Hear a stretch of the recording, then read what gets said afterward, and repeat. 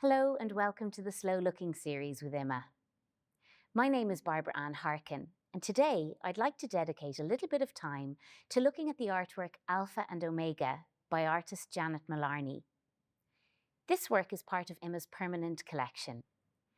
The work is made of two almost identical parts that are displayed on walls directly opposite one another. Let's get comfortable, and once you're relaxed, come with me and we'll start to explore Alpha and Omega slowly. Let your eyes wander from side to side. First looking at the piece on the left wall, now on the right. Take your time, there's no rush.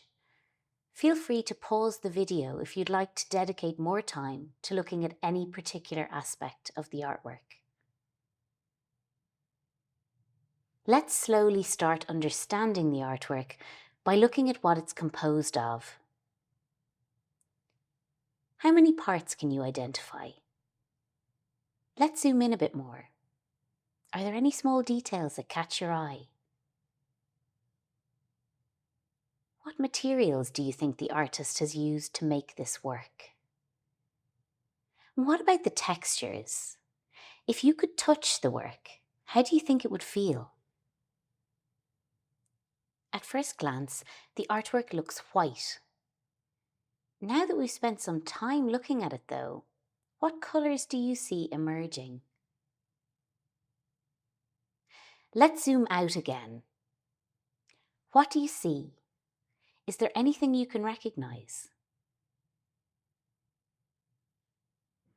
Now that we've considered the physical aspects of the artwork and its details, let's consider what the work might represent. Remember, there are no right or wrong answers, and all interpretations are valid and welcome. You might have noticed that the object placed on top of the lit case resembles an animal. What animal do you think it might be? Why do you think that? The animal's legs are quite thin, ending with a small point. This gives the impression that the animal is lightweight or almost floating. What do you think? Did you notice the thin red bands around the belly of the animals, like thread bracelets? Why do you think the artist placed these bands here? What might they represent? Light becomes a material itself in this work, and it's used in a very particular way, creating quite an unusual atmosphere. How does this affect the animal? Most importantly, how does this atmosphere make you feel? Let us imagine for a moment that we've been shrunk down to match the animal's size and that we're able to move freely around it. How do you imagine you would feel immersed in this work and its ambience?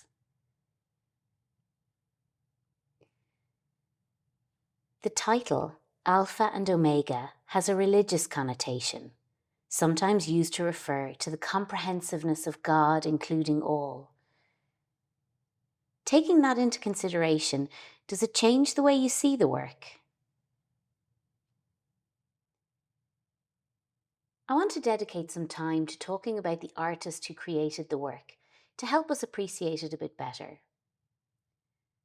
Alpha and Omega was made by Irish artist Janet Mullarney. The artist was born in Dublin in 1952 and left Ireland as a teenager to study art in the Academy of Fine Arts in Florence. She later spent the rest of her life living between the two countries.